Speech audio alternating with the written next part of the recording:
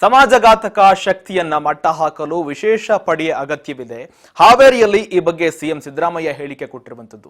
ಸಮಾಜಘಾತಕ ಶಕ್ತಿಗಳನ್ನ ಪತ್ತೆ ಹಚ್ಚಲು ವಿಶೇಷ ಪಡೆಯ ಅಗತ್ಯವಿದೆ. ಸಿಎಂ ಸಿದ್ದರಾಮಯ್ಯನವರು ಹೇಳಿಕೆ ಕೊಟ್ಟಿರುವಂತದ್ದು. ಹಾವೇರಿಯಲ್ಲಿ ಸಿಎಂ ಸಿದ್ದರಾಮಯ್ಯ ಈ ಬಗ್ಗೆ ಹೇಳಿಕೆ ಕೊಟ್ಟಿದ್ದಾರೆ.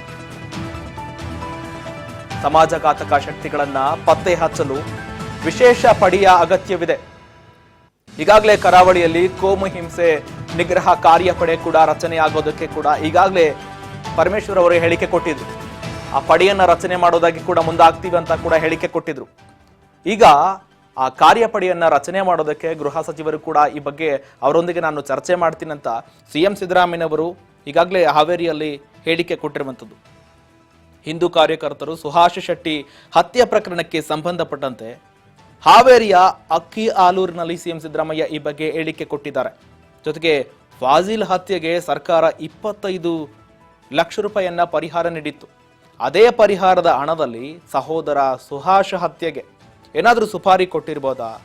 ನನಗೆ ಈ ಬಗ್ಗೆ ಹೆಚ್ಚಿನ ಮಾಹಿತಿ ಗೊತ್ತಿಲ್ಲ. ಆದರೆ ದಿನೇಶ್ ಗುಂಡೂರಾವ್ ಅವರ ಜೊತೆಗೆ ಜಿ ಪರಮೇಶ್ವರ್ ಅವರ ಜೊತೆ ಮಾತನಾಡಿ ಮಾಹಿತಿಗಳನ್ನ ತೆಗೆದುಕೊಳ್ಳುತ್ತೇನೆ. ಈಗಾಗಲೇ ಅಲ್ಲಿ ಕೋಮು ನಿಗ್ರಹ ಪಡೆಯನ್ನ ಕೂಡ ರಚನೆ ಮಾಡೋದಕ್ಕೆ ಸಿಎಂ ಸಿದ್ದರಾಮಯ್ಯ ಹೇಳಿಕೆ ಕೊಟ್ಟಿರುವಂತದ್ದು. ಒಂದ್ ಕಡೆ ಸರ್ಕಾರ ಕೊಟ್ಟಿರ್ತಕ್ಕಂಥ ಹಣ ದುರ್ಬಳಕೆ ಆಗಿದೆಯಾ? ಇಲ್ಲ, ಅದ್ರ ಬಗ್ಗೆ ನೋಡಬೇಕು, ನನಗೆ ಗೊತ್ತಿಲ್ಲ. ನಾನು ಇನ್ನೂ ನಿನ್ನೆ ದಿನೇಶ್ ಗುಂಡೂರಾವ್ ಮತ್ತು ಗೃಹ ಮಂತ್ರಿ ಹೋಮ್ ಮಿನಿಸ್ಟ್ರು ಇಬ್ಬರು ಹೋಗಿದ್ರು. ಅವ್ರ ಜೊತೆ ಮಾತಾಡಿಲ್ಲ. ನಾನು ಅವ್ರ ಜೊತೆ ಮಾತಾಡಿದ ಮೇಲೆ ಹೇಳ್ತೀನಿ.